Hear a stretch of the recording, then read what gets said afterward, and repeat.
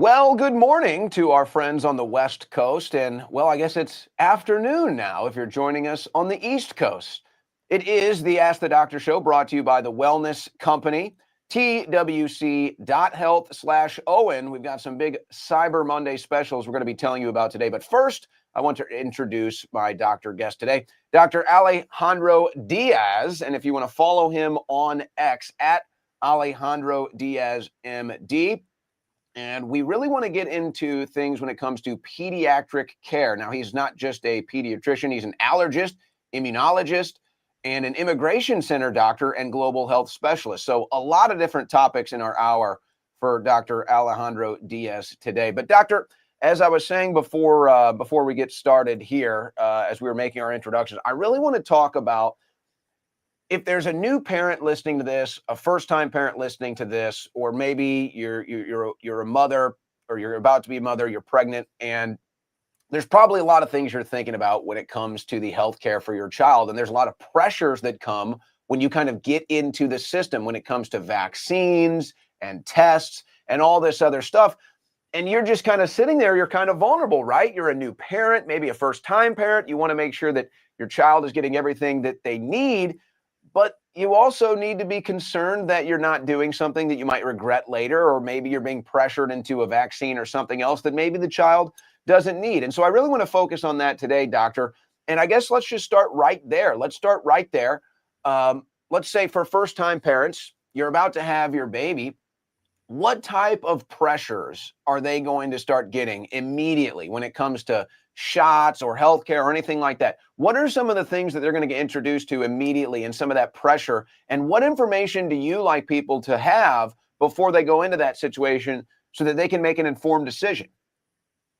Well, first of all, Owen, thank you so much for having me on your show. It's a privilege to be here and to be able to deliver, a message to your audience that I think it's very relevant and important for these days. So, just imagine coming to this world and in the first 24 hours of being in this brand new world, brand new life, you get a shot. And you get a shot of hepatitis B. How does that sound for you, Owen? That's number one. And how about if we understand that hepatitis B, which is a communicable disease, infectious disease, the route that you will get that disease, two main reasons, two main forms. One, through sexual contact, intercourse. Two, needle drug users, like needle users. There's very unlikely, virtually impossible, that a 24-hour newborn kid will be engaged in those activities. So why are they giving an hepatitis B vaccine in the first 24 hours of being born before they get discharged from the hospital? It just doesn't make sense. So that will be the welcome to this world in terms of vaccination. And then you go to your first month, and then second, 4, 6, 14, 15, 1 year, 4 year, 6 year, adolescents, and so on and so forth. There's a lot of vaccinations. When I was growing up in the 70s, Owen, we used to get at the most 7 vaccines. Now, the current CDC schedule, you're talking about when a kid turns 18 years old, at least 72 vaccines. It just does not make sense. Well, and I want to focus on two of the things you just said. And I guess I'll kind of introduce it like this. And you asked the one question about the hepatitis B vaccine, but let's go towards kind of the normal experience I think that people are going through from being born to 18 years old.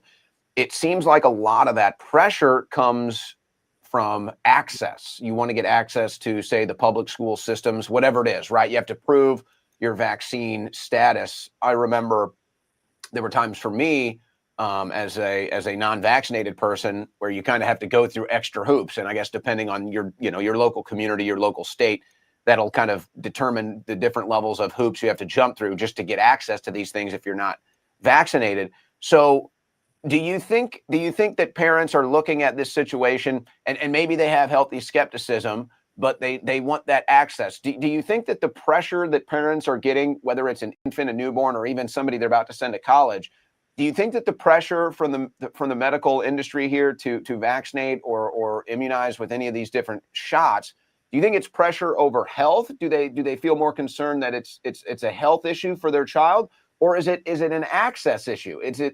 Are they trying to weigh those two things? Because to me, it seems like these are introductory thoughts that they might not have had if they weren't pressured into these situations. So do you think it's access? Do you think it's health? How do you think parents are feeling pressured most when it comes to taking these shots or giving their kids these shots? Oh, and that's a great question. All of the above. Unfortunately, there's a lot of pressure from from the medical industry, from the pharmaceutical industry, from social media, from media outlets, and let's go one step before. Even for pediatricians, I mean, pediatricians are the number one vaccine pushers in the medical industry, in the what I call the medical religion. And unfortunately, if we're gonna talk the truth about this, and I've been delivering the truth for many years as a pediatrician, allergist, immunologist, as a father of four, as a global specialist. It's a medical religion. So we have been, as physicians everywhere in the world, we have been indoctrinated since day one. Medical schools, you're not allowed to ask questions. You're not allowed to ask hard questions. Yet you have to understand everything that they taught you at medical school when it comes to vaccines. You're not allowed to ask questions, and then with the high level of ignorance, you are pushing all these vaccines. I can tell you that being a pediatrician for over 20 years and a doctor for over 30 years, I haven't vaccinated a single kid in my practice. A single kid in my practice. Yet, I have to admit, Owen, that I feel very sorry that I did vaccinate my kids. Like the first round of vaccines, because when you're a doctor, Owen, you're so busy studying, you're so busy with patients, you're doing your internship, you're doing your residency, your subspecialty, you're busy with patients. You don't have time to think. You don't have time to develop critical thinking. And when my wife was busy at the hospital and my wife called me, hey, we need to get the shots to our kids. Yes, because I was busy. Yes, get him.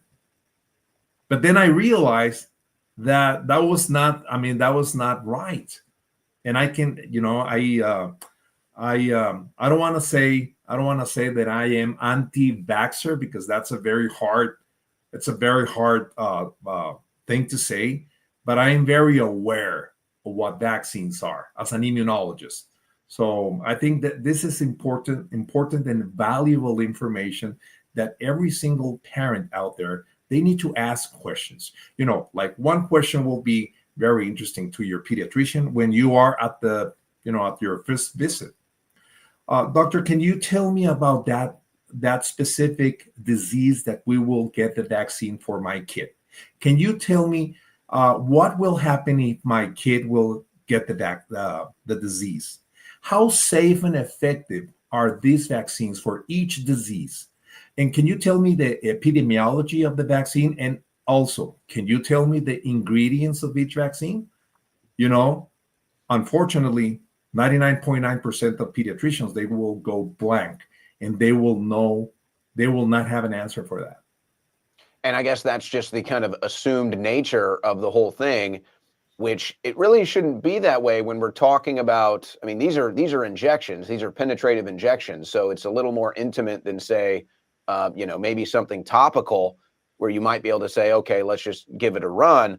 I want to get back to the hepatitis B shot, and I want to tie that into the flu shot, because I think that there's something there that'll really awaken people's minds to start asking the right questions. But I want to go back. You were talking about your healthcare education, and I couldn't help but think this, because I think it's a story for so much of the corruption we see in this world, let's say, where we're just so damn busy, doctor, right? We're just so damn busy. We don't have time to deal with it. It almost feels like the days are getting shorter sometimes. I think I'm going crazy.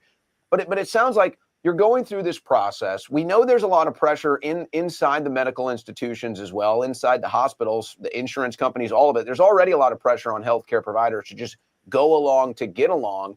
It sounds like it's that way right out of the gates, even when you're trying to finish and become a doctor, when you're trying to actually get that degree. Is it almost like, okay, here you are, you're about to get your degree, and let's say you have a question about childhood immunization. Well, do you just not have the time? Do you just not have the energy? You've been working for 6 years to get this degree. It's kind of like you have to stay in the straight and narrow. You've put so much time into this, you don't want to veer off at the right second. Is there kind of a human psychology that goes into that, where doctors that might have an instinct to ask questions or push back, instead they say, I've worked so long to get this degree, I just need to go along to get along right now? Owen, you nail it. I mean, that's the question that I've asked for so many years, and you just said it in 5 seconds. And that's the question that every single physician out there should be asking. And like you said, it's so hard to get to medical school. It's so difficult to get there. Once you're there, you don't want to lose that chance. You want to stay there. You want to be the best doctor, and that's fantastic. That's phenomenal. I think it's a wonderful profession. You are able to help a lot of people, but unfortunately, the system does not allow you to ask hard questions. And it has been very difficult to me. But I ask those questions, and I have paid the price. Let me tell you that. And I have paid the price in different levels.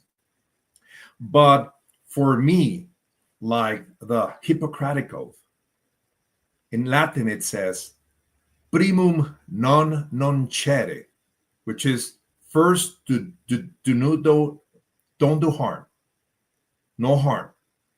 And unfortunately, the system it's towards doing harm, and that's the part that I don't like about medicine. Well, and it's like you said, there's so much institutional pressure that it's like, I'm sure many doctors feel that this is the rock and the hard place they're in between. It's like, okay, do I need to maintain the straight and narrow to continue to do the good work that I'm doing? Because if I continue to ask these questions, or if I continue to push back against the establishment, who knows? I might not be able to help anyone. Is that kind of a tight wire that doctors feel they have to walk at times? Many doctors do and feel that way, but many doctors, they are just following so hard the system. They are trying so hard to fit into this medical religion, what I call the medical clergy, that they don't even want to think about that. They just want to follow guidelines, articles that most of them, if not all, they're sponsored by big pharma. And they want to show to all of their colleagues that they are up to date. They're reading all the guidelines, all the articles. They are up to date in medicine, but through a very biased kind of information.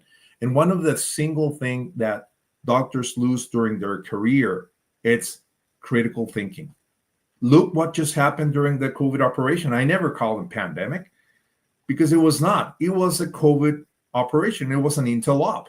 And doctors, they were not allowed to ask questions about not only the propagation of the virus itself, but the mass formation of what happened worldwide, but also the application of this toxic injectable products of experimentation, so-called COVID vaccines. Obviously, they are not vaccines. They are just experimental products. Yeah. Well, and it's funny that you bring up big pharma. And so this is why I love having the doctors on from the wellness company, because you guys really separated yourselves from big pharma during COVID and the tyranny and everything that came along with that.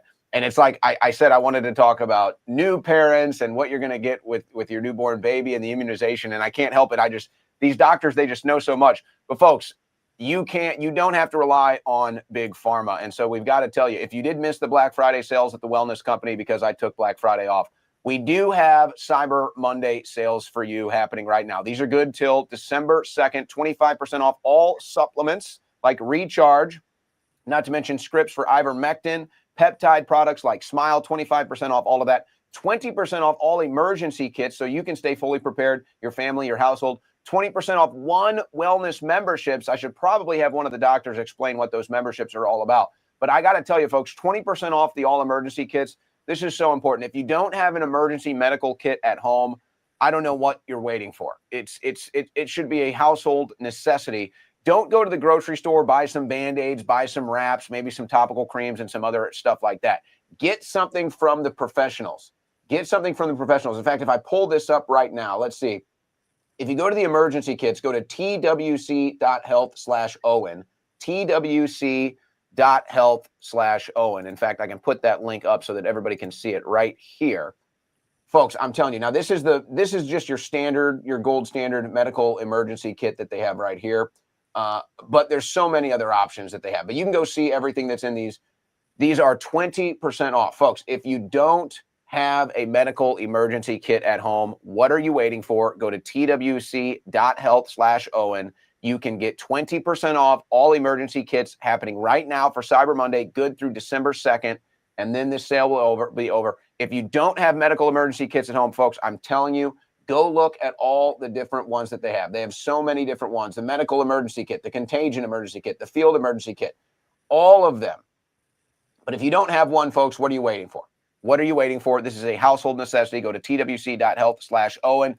And hey, these guys push back against the corrupt medical institutions. They push back against big pharma, and they want to make sure that you have a good option for a medical emergency kit at home. TWC.health/Owen. 20% off for Cyber Monday through December 2nd.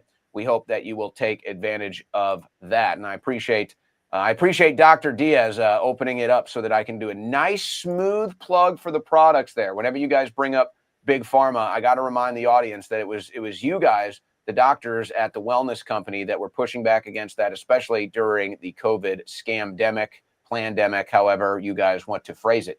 I do want to try to get back, though, to what we wanted to talk about, and that's with parents. So you're a first-time parent. Your baby's just been born. I won't give my medical advice out there, but it seems to me, from my experience, that the best option is a birthing center. And usually at a birthing center, you get a lot more freedom to choose. There's a lot less pressure at a birthing center than, say, at a hospital. But everybody can make up their own mind with that.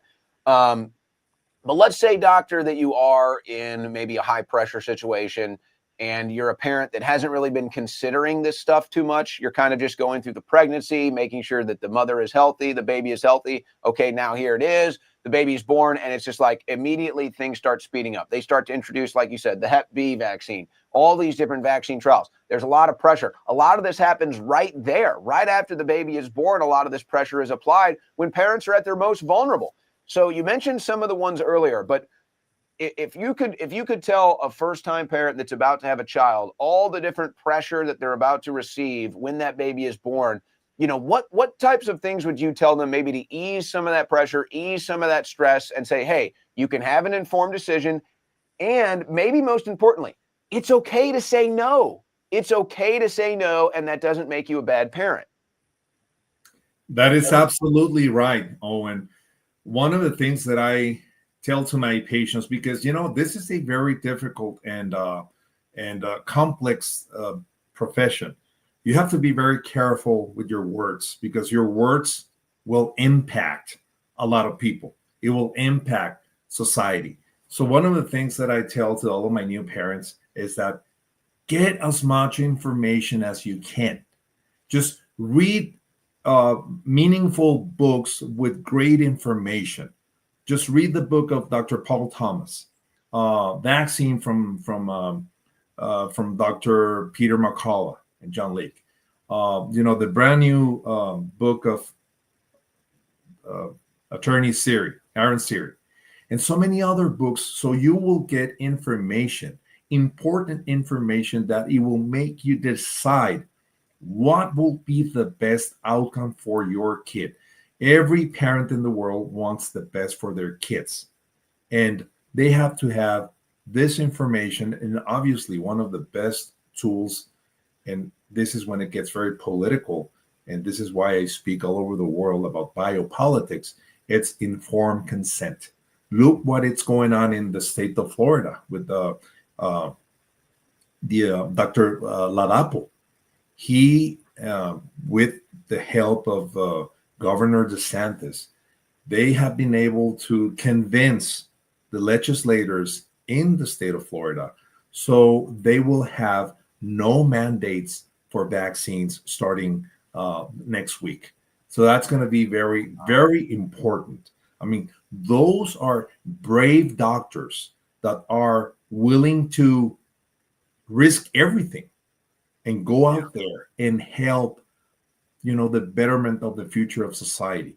And I think this is one of our biggest tasks. You don't have to be a follower all the time.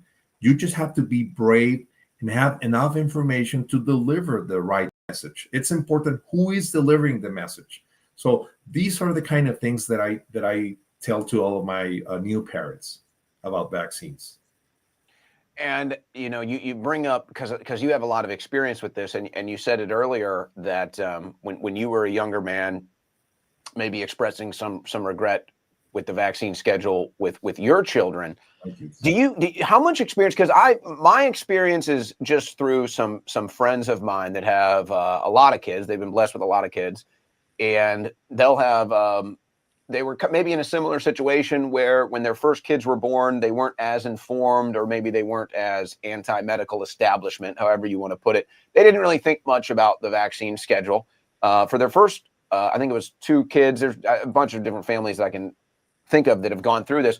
And then they kind of get a little skepticism, vaccine skepticism, medical establishment skepticism, and they stop vaccinating their kids. Well, they've noticed a difference. They can see a clear difference between the children that they got vaccinated multiple times when they were infants growing up, and the children that they didn't. And from their experience, from what they've told me, they see that the children that did not get the vaccine schedules as predetermined, they found that they are more healthy. They found that they are a little more healthy, a little more even mentally advanced as well. Have you seen similar results? Have you ever been able to kind of compare and contrast anything like that with your patients or other families? Have you seen a similar phenomenon? 100%. There's no question in my mind, not only for, personal experience as a physician, as a parent, because I stopped vaccinated all of my kids up to a certain age. But I can see it daily on my practice. I see that, and I read a lot of books and information and articles and so on and so forth. And one of the things that everybody needs to know is that the vast majority of diseases that vaccines are trying to prevent are self-limited.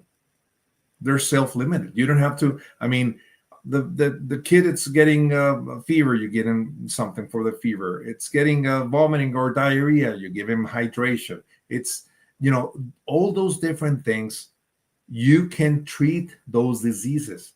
But the side effects of the vaccines, we have seen in an increased risk of different side effects like autism, like cancer, like neurological diseases, like autoimmune diseases, and a huge catalog of problems. You can see and you can read the inserts of many of the vaccines, and you will see the side effects, the list of side effects. It's incredible. I mean, it's incredible. And they know that. They acknowledge that. Yet they are pushing the vaccine still. I mean, let's put, for example, tetanus. Tetanus, it's a disease, but it's super rare, not only in the United States, but in the world.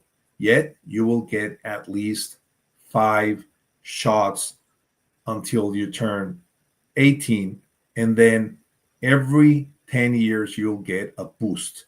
So by the time somebody turns 80 plus years, they will have at least 13 shots of tetanus. If you ask any pediatrician, can you tell me about diphtheria? Can you tell me about tetanus? Can you tell me about pertussis? Any of all these diseases, polio, they don't know. Even measles, mumps, rubella, they don't know because they haven't seen it. I've been a doctor for so many years. I haven't seen a single case of measles in my life. And I've been training the US, Mexico, Europe, everywhere. And I've been traveling the world.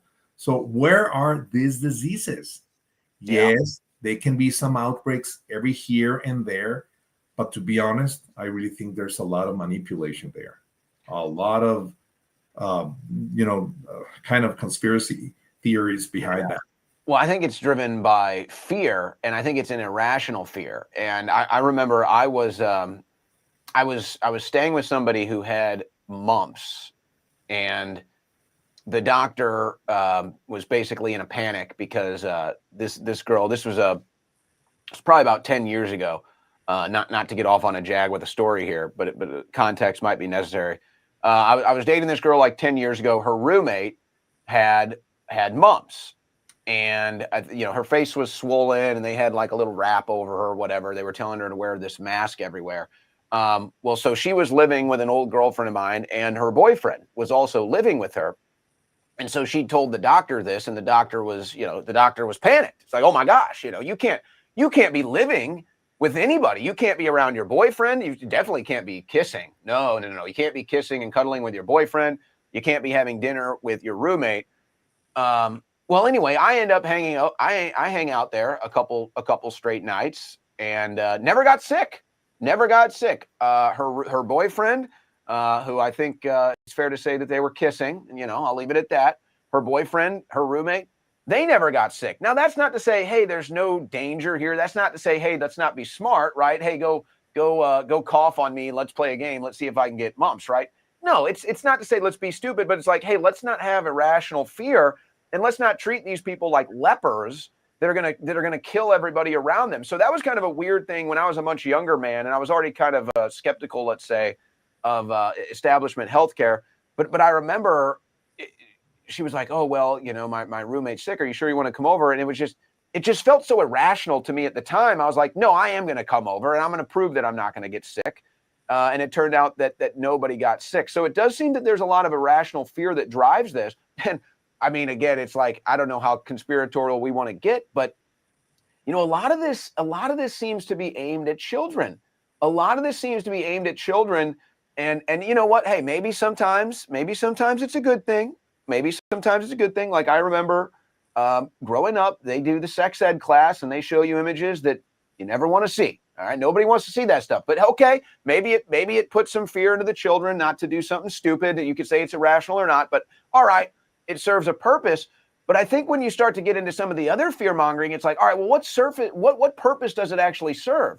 Is it serving the purpose of the overall healthcare needs? Is it serving the purpose of the overall understanding of healthcare and sickness and disease and recovery and wellness?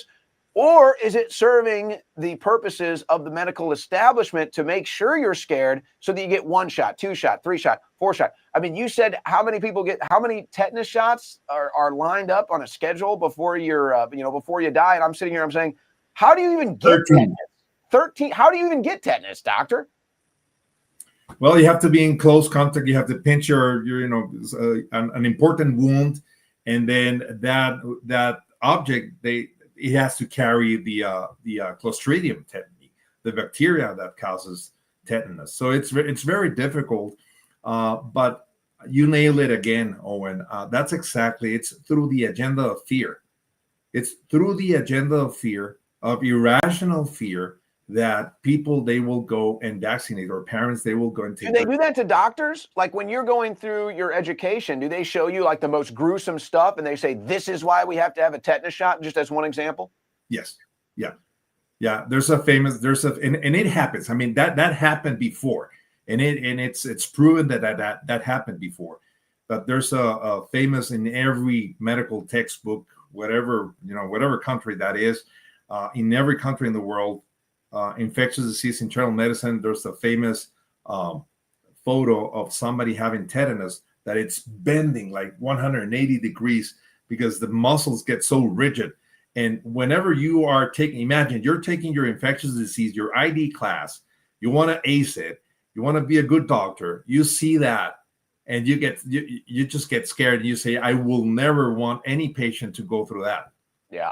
So that's exactly how it works. They kind of, they program you Yeah. They program you to follow the rules, to follow big pharma, to never ask questions, to be to be someone that will say yes to everything they say. So it's important to understand.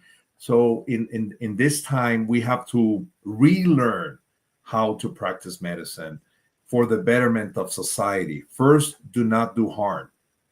Just first, do not do harm. That's the name of the game in medicine. I want to get back to that because there's things for me when I try to, let's say, enlighten people or inform people. Sometimes it can be difficult, right? People are stubborn, they're callous. So you try to find the methods that are the most effective. You try to find the means that can make people think for themselves, because sometimes that's the challenge. It's like, hey, I can't think for you. You're going to have to think for yourself. We are halfway through here with our guest Alejandro, Dr. Alejandro Diaz, and I love talking to these doctors. We end up kind of getting off track sometimes, but folks, I got to remind you, the Cyber Monday sale happening right now. TWC.health/Owen. Save up to 25% site-wide, including 20% off all emergency kits and memberships. I'm telling you, folks, these kits, don't go to the store and try to buy some Band-Aids and stuff and put it in a kit and say, oh, I've got an emergency medical kit. No, get one from the professionals, 20% off right now from the Wellness Company, part of the Cyber Monday deal, good through December 2nd. That'll end Tuesday night, though, and then that's it. They're going to go back to full price. Go to TWC.health/Owen. By the way, right now, you see Cyber Monday, first 1,000 orders get a free whipped tallow cream. You're saying, what is the whipped tallow cream? Well, go to TWC.health/Owen, folks, and you can find out all the different products that they have there. And I have to tell you, it's quite an array.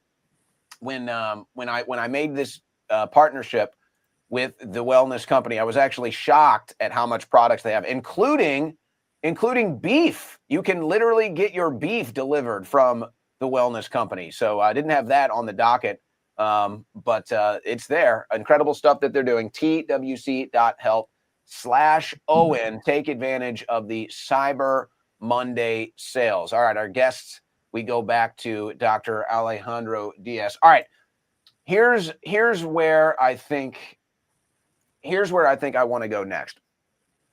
Do not do harm. Now, it seems that there are practices now in the medical industry, in the medical institution. It's almost the definition of hyperbolic when you talk about do not do harm. I mean, I could sit here and point to, both of us, you probably more than me, could point to a bunch of different examples of how do not do harm. It was like we're throwing that out when it comes to the COVID treatment. Whether it was the injections, whether it was the ventilators, it seems like do not do harm was completely out the window. I mean, I look at a situation, and I don't know if you have any experience with this one, but Anthony Fauci in maybe now in his later days, he's kind of become famous for the torturing of animals. So maybe you could say, all right, there's room where we need to run tests, but it seems like some of the stuff Fauci was doing was just strictly to do harm. I'm not sure if anything beneficial even came out of some of these things that we heard about with the puppies with Fauci. How many times do you think doctors, as they're going through the process, how many times do you think they're maybe sitting there there's something internal happening and they're saying, do not do harm? It seems like this is doing harm. Does that happen a lot when you're coming up and getting your degree, and then when you're in the field practicing? That's a great question, Owen. But I really think that it comes to every individual. Like for myself, when I was going to medical school, I ask all these questions because some of these things didn't make sense to me. But you have to graduate.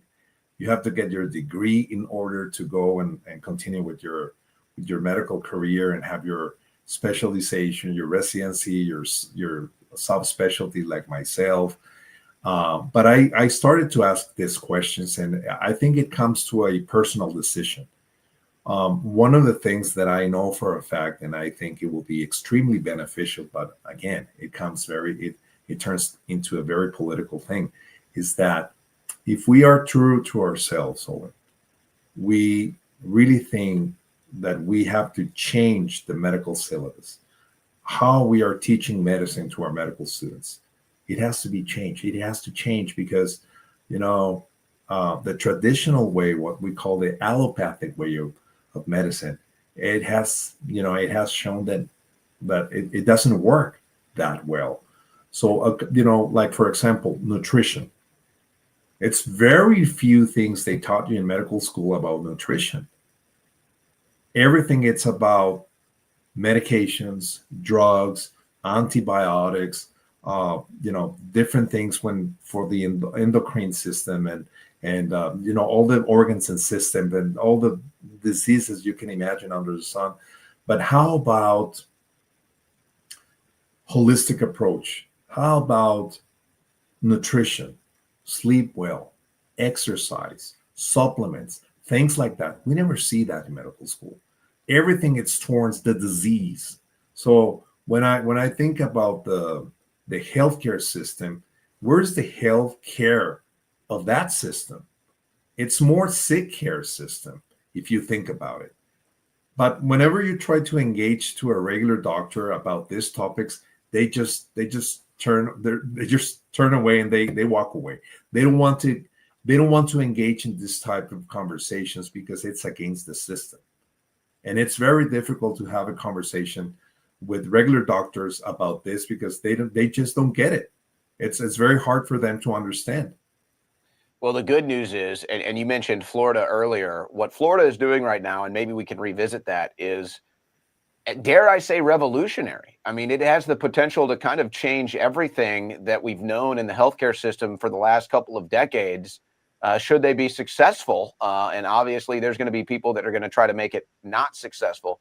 And you just brought this up, which to me is like, this is for somebody like me that is really into, natural ways and organic foods and stuff like that, allopathic versus homeopathic, both of these things can work congruently and beneficially.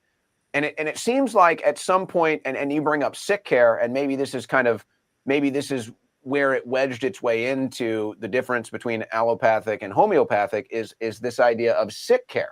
Well, if you're going to have a system of sick care, then what do you need? You need people sick, right? I mean, that's just part of the formula. You need people sick. And so you don't want to actually address the root cause. And, I guess healthcare becomes political nowadays, no matter what. But this is what I deal with in politics, Dr. Diaz. It's like everybody looks at the surface issue and they just respond to it. And I'm like, hold on a second. There's something that caused this surface issue, right? Something caused this issue. Let's find the root cause. Let's not just look at the surface. Well, it seems like that's kind of the case with what you describe as sick care. They say, okay, here's your symptom, right?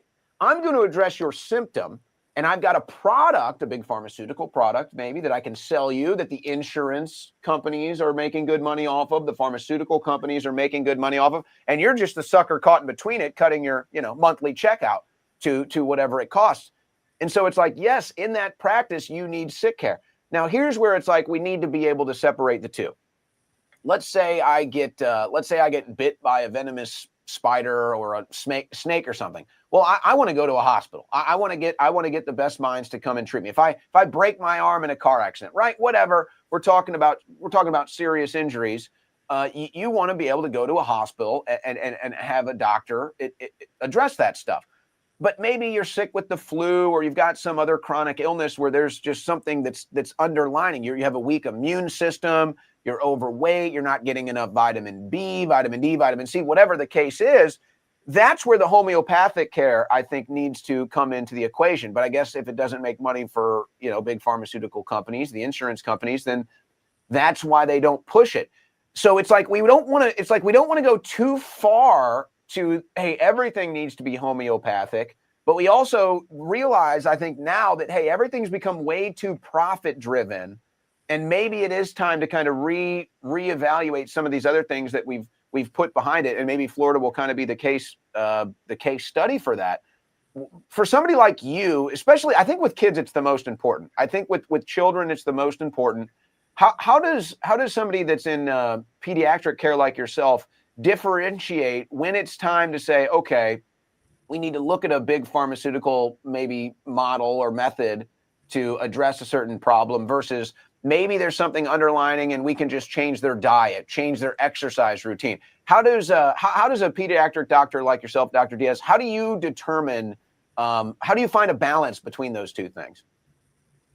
Yeah, so one of the things that I do and the way that I look at medicine in my practice and with my patients and the conference that I give worldwide in different forums is that, first of all, you have to be conscious. You have to have the knowledge. You have to understand the natural process of disease. Once you understand that and you have the tools to speak and you are brave enough to speak and to communicate this knowledge to your patients for the betterment, Owen, the betterment of your patients.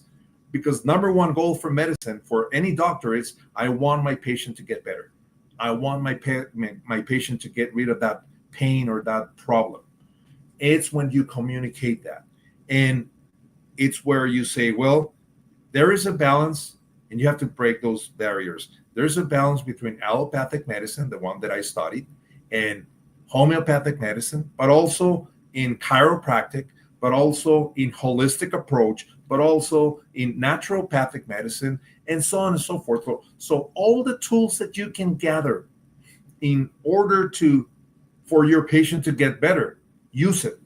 But you have to be brave. You have to stay open. You have to be conscious about it. Otherwise, you're going to stay close. You're going to be in your four walls, and that's not going to happen. That's about as good of an answer as you can get on a complex situation. I guess, another way to put it, it's like the more information that you have from all the different realms, all the different spheres, all the different spectrums, the better you're going to be able to address any unique situation that you might have in health. That's such a great point. And I wish more doctors would feel the same way. And maybe they will. Maybe there's pressure on them to not do that. But to me, that's like for anything in life, really, for anything in life, the more information you have, the better decision you're going to make. But specifically for doctors and for parents, I think that's kind of the golden equation there. All right, I want to get back, though. It's been 40 minutes since we brought this up, but I do want to go back there, our conversation with Dr. Diaz today. All right, so as I said, one of the challenges for somebody like me who's, let's say, an ideologue, I like to do political debates, whatever. One of my challenges is to find the sphere of information that is the most penetrating, or to find something that's going to make somebody think, even the person that disagrees with me the most. It's like, how can I penetrate that callous stubbornness that you have with something that's at least going to make you think? It might not change your mind, but it'll make you think. And the two things that we brought up today, you brought up the Hep B shot for kids, and I'll bring up the flu shot too. So when I get into debates about vaccine safety and efficacy, maybe you can change people's minds, maybe you can't. As you were expressing earlier, it's kind of like a religion. It's kind of like a religion to a certain degree for a lot of people in the field. But to me, these are the two things that if you want to get somebody thinking about vaccines, these are the two things. You brought up Hep B, and you can kind of re-go down the Hep B, but the flu shot, and I always bring this up too. By the time that flu shot hits the shelves, by the time that flu shot is actually going into your arm to immunize you from the seasonal flu, you're already getting an outdated virus. The flu bug that you're being immunized against is already probably 2 or 3 evolution cycles behind. So you're basically getting injected with a zombie flu. It's a dead flu. It's not even there. And the flu that's going around is it's adapted so that this vaccine isn't even going to work. And so it's like, okay, you're literally getting a shot that doesn't stop you from getting the seasonal flu. It stops you from getting last season's flu. So that's one that I think people kind of stop and say, wait a second, maybe there is something to that. I might still like vaccines, but yeah, you know what? That doesn't make sense. And you brought up with Hep B. Why is a newborn baby getting a Hep B shot? I'm sorry, I didn't see a newborn baby down at the tattoo parlor lining up to get their new sleeve. I didn't see the baby down at the Nudie Magazine Nudie Video Club looking to get some fun time in. And so it's just like, yeah, why are you giving a Hep B shot to a newborn? Do you think about it like that? Are there things maybe in the medical institution like that where you think, okay, I might not be able to change your mind right now, but I can at least maybe introduce an idea or a concept to you that might get you thinking twice about these things. You nail it again, Owen. I'm very glad that you think this way, because sometimes it's hard to find people who can think along this way, and you put it perfectly. That's exactly what happens with the flu vaccine specifically. But to be honest, with the rest of vaccines, we have to be conscious about. This is why I said it before. Parents should ask their pediatrician, doctor, with all respect, obviously, with all respect, doctor, do you know the side effects of the vaccine you're going to put to my kid? Do you know the epidemiology of the disease? Like, let's say, diphtheria. Can you tell me how bad it can be? What's going to happen if my kid gets diphtheria or tetanus or measles or mumps or rubella or hepatitis A, hepatitis B, and so on and so forth? Please, can we spend some time so you can explain us what can happen, what we can expect, and is the vaccine safe and effective? Can you tell me the side effects? Can you tell me the ingredients of each vaccine? They will not be able to answer any of those questions. That is the inconvenient truth. That is exactly what happens every single day at every pediatrician office in the world, unfortunately. I mean, that's the truth.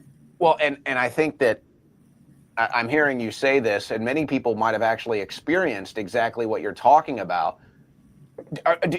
Would you say that maybe there's doctors out there, whether it's pediatricians or any doctors, that kind of just, they rely on that pressure? They're not expecting you to ask these questions.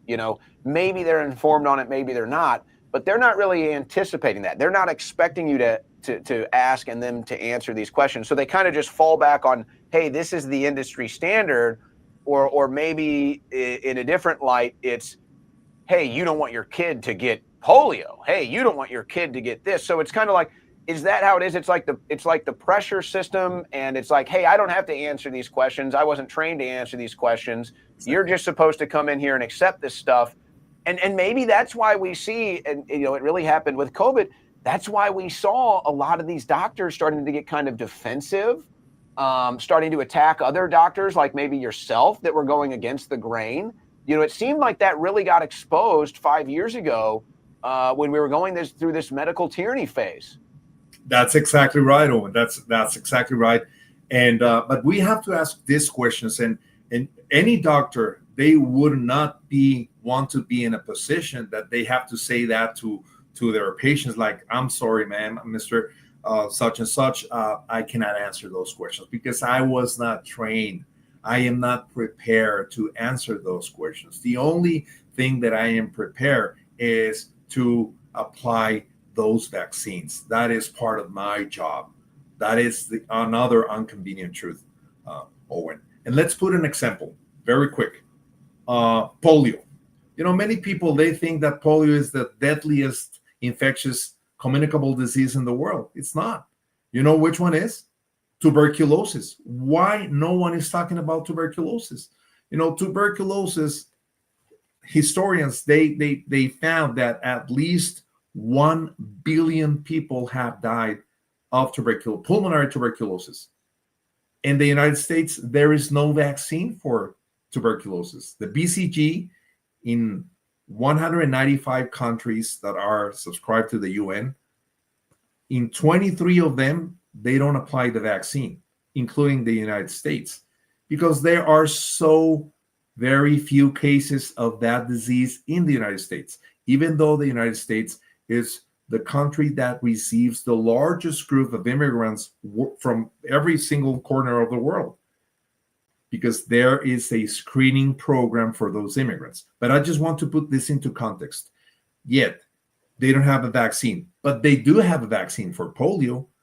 So it's important for a doctor to put those elements and those tools for parents and patients to make conscious decisions. It's, here's the information, read the information, go through the information, try to read as much as you can, and come with a decision, and then we can talk.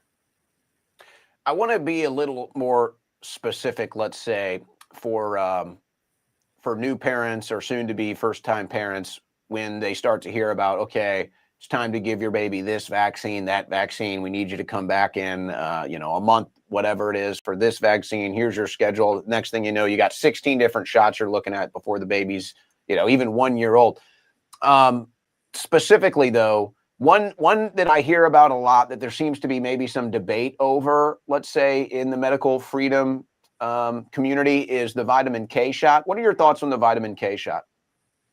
Well, first of all, Owen, we have to see double-blind, placebo-controlled trials of any vaccine, including the vitamin K shot.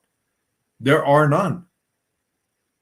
There are none. I mean, you can look in the literature, and there's none. That's why they start to applying not only vitamin K, but antibiotics, ointments, and the hepatitis B, and all this, this intrusive approaches to the newborn, that most of them, they're not needed, unfortunately. I mean, they're not needed, but still the system, it's equipped to push all those actions to a newborn.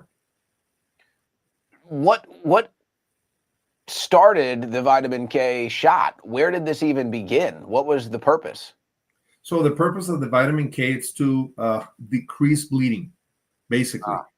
And that was because of sepsis. That was because of different, there are the spectrum of blood diseases is very wide, and they're just want to protect any kid to have an hemorrhagic, hemorrhagic disease. But not that means that every single kid they have to apply the vitamin K or the ointment or the hepatitis B and so on and so forth. It has to be for a specific group of kids. It's when it comes to public health. It's when it comes to epidemiology. You have to know your medicine in order to apply specific medications or vaccines and so on. Not one size fits all, Owen. This is very important. Well, that's definitely true. And maybe this is more of the homeopathic approach to things, but this is where I kind of see that moment of, it's like, okay, here's how you can kind of intertwine the two ideologies, where I would say you don't need the vitamin K shot, but let's say there's a situation developing where maybe you do. Then you can say, okay, let's consider it, right? It's like, we don't need to force these things. I wonder too, because again, I'm just kind of like, I'm very much contrarian, and I like looking into things for myself. I've been looking into, I don't know if you ever heard of the wisdom tooth conspiracy, but that's one I've looked into a lot in the past. I've kind of been restudying this recently just because it's been trending. And it's one of those things where I feel like so much of our natural human growth process that triggers all of these different things in our body, chemically, biologically, all of this stuff, it's like we're neutering that out of the growth process. And who knows what the complications of these things might be, but it's like, it seems like so much of the organic human growth process is being stunted. Now, if you want to be a real conspiracy theorist like me, I'd say it's being done intentionally. I'd say that there are demons that are running this planet that are trying to do that to us. But regardless if you think about it like that or not, that's still the reality, though. It's like, whether it's something that seems like, oh yeah, take the wisdom teeth out, and then you realize, no, there's a purpose for that. Like, there's a reason why they come in, and they do end up going up straight. I know you're not a dentist, but it seems like the same thing happens with these kids. It's like, this baby gets introduced to the world. Do we really need to be pumping them in the first year of their life with, what is it, like 72 ounces of foreign chemicals into their bloodstream? There's no way that's good for the natural development process. There's no way that that's good for the organic human baby. Now, there might be a complication that pops up and you say, okay, now we need to do this. But my guess is, for most babies, they probably don't need it. And maybe the disconnect is, we look at the past and we say, look at all the disease that we've gotten rid of, or look at the infant mortality rate and all this other stuff. And you say, hey, that's good. That's an advancement of modern technology and modern science. But that doesn't mean it applies to every case. And I feel like that's kind of become the mindset, is that, oh no, this needs to apply to 100% of cases instead of maybe just the 10% where it needs to be applied. That's exactly right, Owen. That's exactly to the point. And this is what I share to, in my conferences and in my patients and with friends and family. That this is exactly the things that I share with them. And let me put you an example. For example, the hepatitis B vaccine, they put it because they want to prevent one of the catastrophe disease, which is liver cancer. Cancer is the number one profitable areas of big pharma.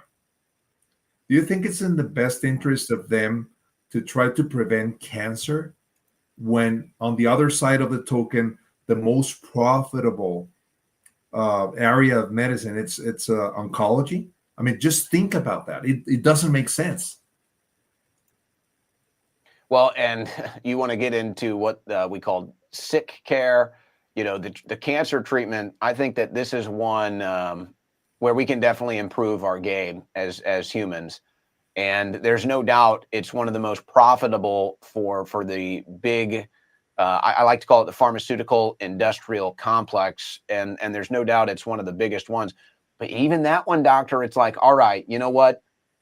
Cancer is a scary thing. You're going to be forced to make decisions. You're going to have to make hard decisions. It's your life on the line potentially. So, we are respectful of that process. But I go back to the same thing. Why are cancer rates skyrocketing? What is happening that's causing this stuff? That's what we need to be addressing. And, there's probably no perfect methodology. Maybe everybody knows somebody that lived a healthy life and still ended up getting cancer.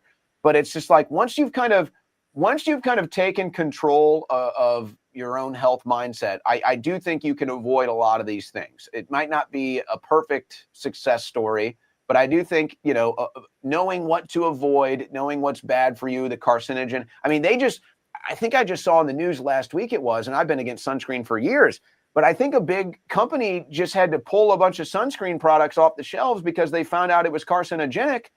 And doctor, I'm shaking my head like you. I'm like, hold on a second. I happen to know somebody that worked in a sunscreen factory. They have to wear hazmat suits when they're running around with these chemicals, right? But then they, put it on your body. It's just fine. It even says on the thing, do not consume, not for human consumption. When you put that on your skin, you are consuming it, doctor. And I'm not gonna tell people to do what I do and not wear any sunscreen ever. Okay, I'm not. I mean, that's I don't wear sunscreen. I don't wear sunscreen either. I don't either. My name is not Diaz. Vitamin D. I don't have the advantage. I'm a lot more light skinned than you might be. But the point is, it's like, hey, you don't have to be afraid of the sun. You don't have to be afraid of just being in the sun. You can get in fact, a healthy amount of sun is beneficial for your health. Owen, back in the day, you know what was the first line of treatment on patients with pulmonary tuberculosis? The sun. That's right. Take him outside. Take him outside. I mean, this is, many things in medicine, it doesn't make sense, Owen. It just doesn't make sense. And, the less things we consume at that aspect, hard antibiotics and things like that, and vaccines and so on. You were talking about cancer, microplastics, nanoplastics, the water we drink, the pesticides, vaccines, turbo cancers after the COVID shots. I mean, they're skyrocketing everywhere in the world. So we have been poisoned, unfortunately. And it takes brave doctors like Dr. McCullough, like Dr. Thorpe, Dr. Pensky, Dr. Victory, Dr. Rich, all those brave doctors that have been out there, Dr. William Mackey's, the list is important, that they are willing to lose and sacrifice everything for the betterment of society. Those are the doctors that patients need to listen to. That's right. And I'm honored to call these doctors my friends now. And folks, remember, ready to make America healthy again? Take advantage of the Wellness Company's Cyber Monday sale. If you missed this year's Black Friday sales at the Wellness Company, don't worry. They've been extended through Cyber Monday. They'll be live till tomorrow night. That's Tuesday, December 2nd. That's right. Do your part. Make America healthy again by buying the health and wellness products you have come to rely on from the Wellness Company at our lowest prices of the year, folks. The Wellness Company, you just heard the elite doctors who stood up against the medical tyranny. They want to provide you options in your healthcare routine. Now you have one big Cyber Monday sale just in time to fulfill your New Year's resolutions or maybe some Christmas shopping as well. Go to TWC.health/Owen to take advantage of all these Cyber Monday deals, including 25% off supplements, 20% off all emergency kits, and the One Wellness membership. For more information, go to TWC.health/Owen. And, you know, I could talk about how important this is for me. And why I wanted to do this show and why I want to continue to do this show to get just alternative information to people, doctor. It's a void. I was told once by one of my original inspirations, one of my original mentors, some life advice I'd never forgotten, some career advice. He said, find a void and fill it. And that's what I see. I don't see the opportunity for doctors to step into that void and say, hey, here's an alternative option. I don't see doctors getting the opportunity to step up and say, hey, here's what you might want to know about this vaccine or that vaccine or just overall health in the United States of America. So that's what we're trying to do here on the Ask the Doctor show, brought to you by the Wellness Company. All right, we're out of time with Dr. Diaz, but Dr. Diaz, just shortly, one piece of advice for maybe first-time parents. They're about to have a kid, bring a kid in this world. There's going to be a lot of pressure, a lot of questions, maybe some stress, some unease. What is one piece of advice that you would give first-time parents upcoming this year?